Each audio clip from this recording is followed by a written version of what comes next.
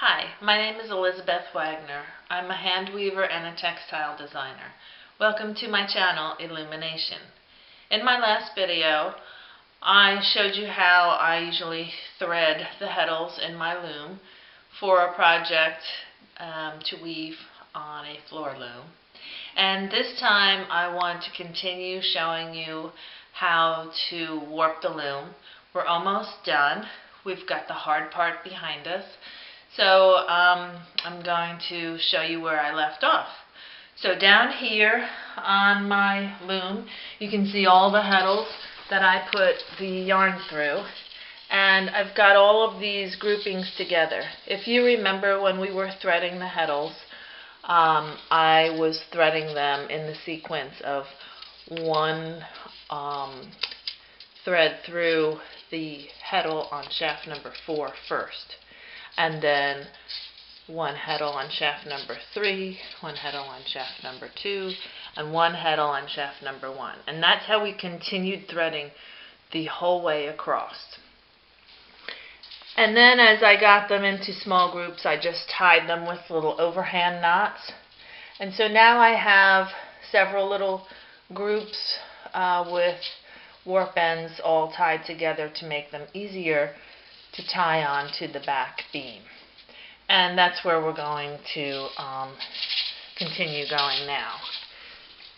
So this right here is a metal rod, and this is what we're going to be tying the groupings onto. But if you remember correctly, I have this wooden back beam that I took off in order to reach my heddles easier, and so I'm going to put that back on my loom now.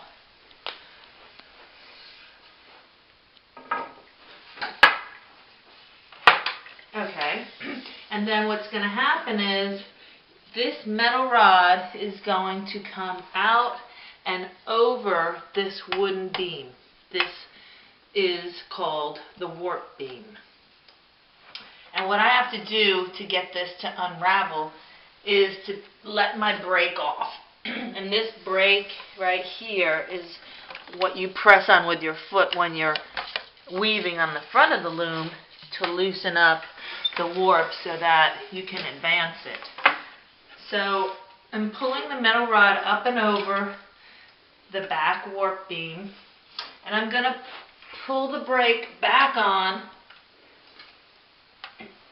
and that'll keep it from pulling out anymore.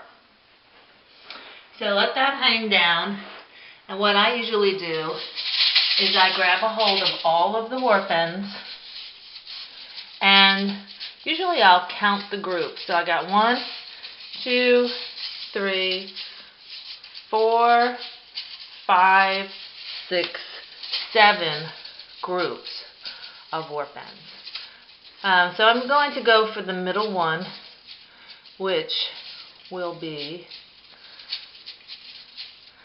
3 on this side, 3 on that side, and this is the middle group. I'll start with that one. I'm going to put it under my metal rod and just over. I'm going to just tie a knot in it. Just like that.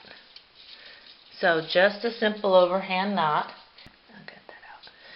The important thing is when you're tying the overhand knot is that you get the knot that you tied the grouping with, this knot right here, to go as flush and snug against this other knot that you're tying onto the metal rod with.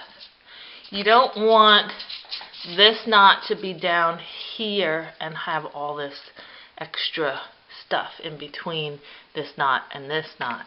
You want the two knots to be kind of tight together, sort of flush.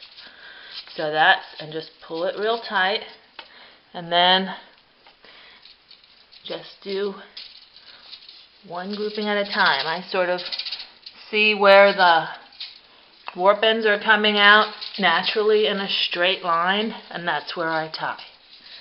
So I'm going to tie that one. That's 2. And you may have more groupings or less groupings. I just happen to group something like 16 ends together. And I'll tie that one and pull it real snug. And then this one I'm going to tie so that's kind of coming out straight from the front of the loom. Try to make sure you don't have any loops or thread sticking out.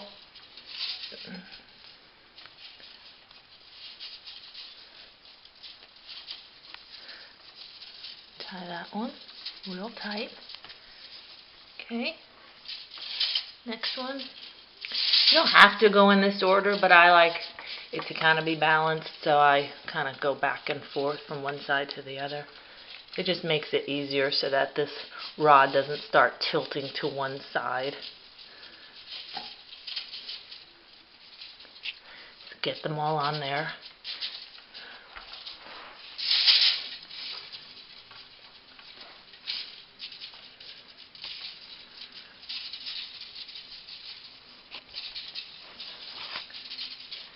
Okay, there's another one.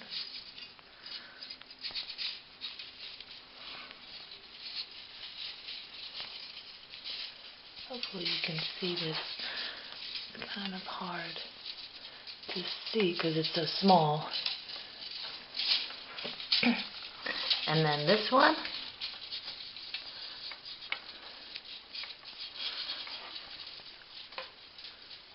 Got all the little ends that are sticking out through there. And the last one,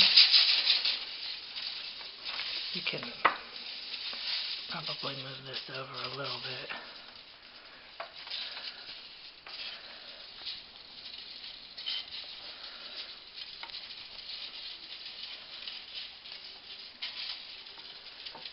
And you see, I'm putting the knots right up against each other nice and tight. So then I space them out so that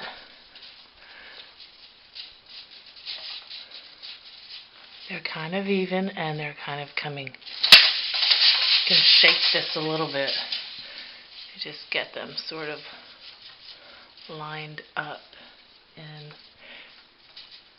as straight as you can get them. And when I say straight, I mean straight coming from the front of the loom and the reed all the way to this back rod. It doesn't have to be perfect, but I try to get them straightened up the best I can. Okay, so they're sort of evenly spaced and they're nice and tight on there. And then what we're going to do is go to the front of the loom, and I'm going to start the process of winding the warp onto the loom.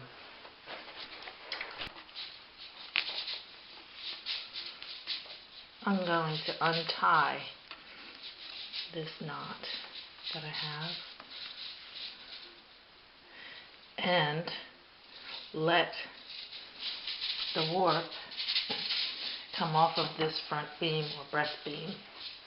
Now you can start to pull the links out of your chained warp.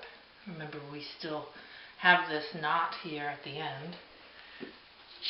And then I just start to shake it back and forth and kind of up and down like you're riding a horse, and try to comb it a little bit with my fingers and pull on it so that you can start to pull a nice even tension on the warp.